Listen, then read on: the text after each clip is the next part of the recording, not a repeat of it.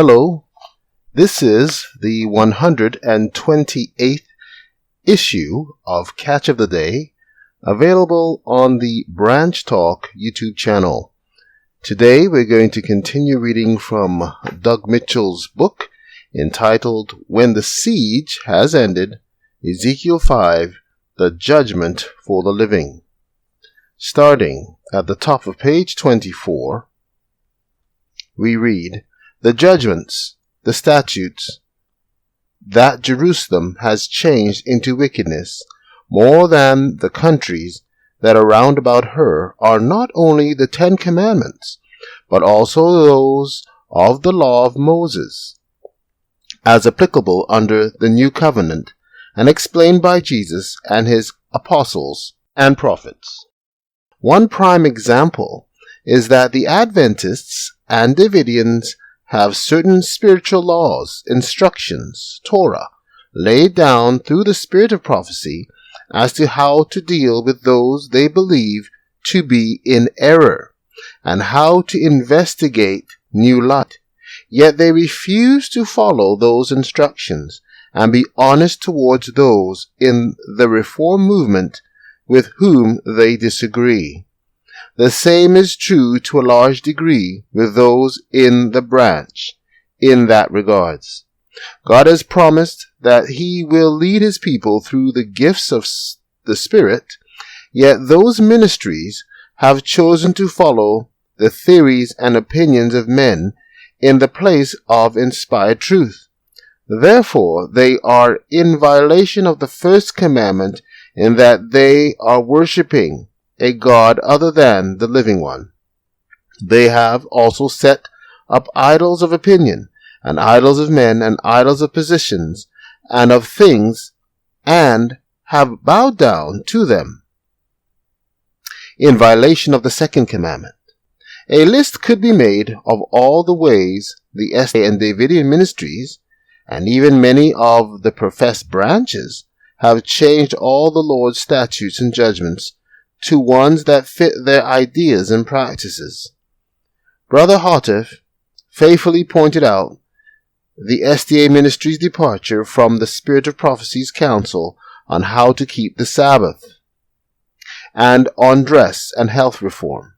Yet today many who profess to be Davidians are not much different than the average SDA in these regards. Therefore, thus saith the Lord God, because ye multiplied more than the nations that are round about you, and have not walked in my statutes, neither have kept my judgments, neither have done according to the judgments of the nations that are round about you.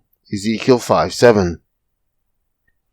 Not only has Jerusalem not followed the Lord's judgments and statutes, she has not even followed the judgments of the nations that are round about her, meaning that they have done things that would even be against the laws of the nations around her. At a minimum, those things include slander, libel, theft, and fraud. Therefore thus saith the Lord God, Behold, I, even I, am against thee, and will execute judgments in the midst of thee, in the sight of the nations. And I will do in thee that which I have not done, and whereunto I will not do any more the like, because of all thine abominations. Ezekiel 5, verse 8 and 9.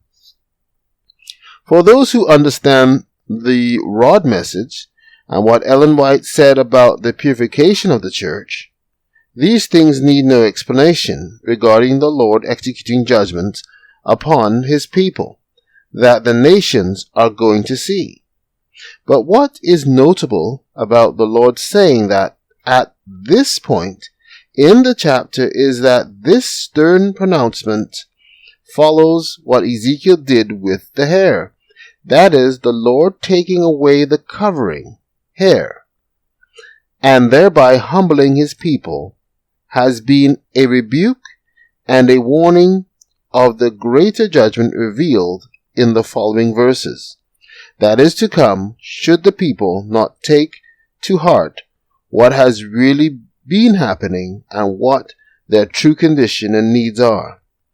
That greater judgment which the Lord has not done as yet, and which he will not do the like any more, is his strange act. Isaiah 28, verse 21. Therefore the fathers shall eat the sons in the midst of thee, and the sons shall eat their fathers, and I will execute judgments in thee. And the whole remnant of thee will I scatter into all the winds. Wherefore, as I live, saith the Lord God, surely, because thou hast defiled my sanctuary, with all thy detestable things, and with all thine abominations, therefore will I also diminish thee. Neither shall mine eye spare, neither will I have any pity.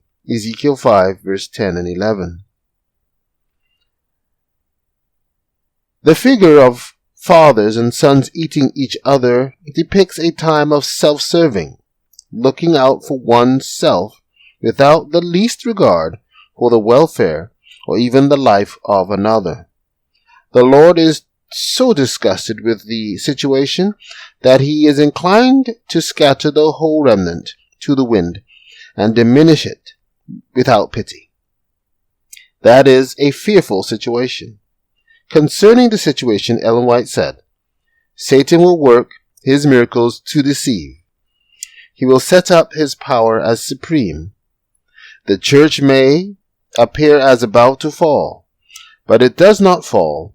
It remains while the sinners in Zion will be sifted out, the chaff separated from the precious wheat. This is a terrible ordeal, but nevertheless it must take place. None but those who have been overcoming by the blood of the Lamb and the word of their testimony will be found with the loyal and true, without spot or stain of sin, without guile in their mouths. We must be divested of our self-righteousness and arrayed in the righteousness of Christ. Second Selected Messages, page 380. Take care.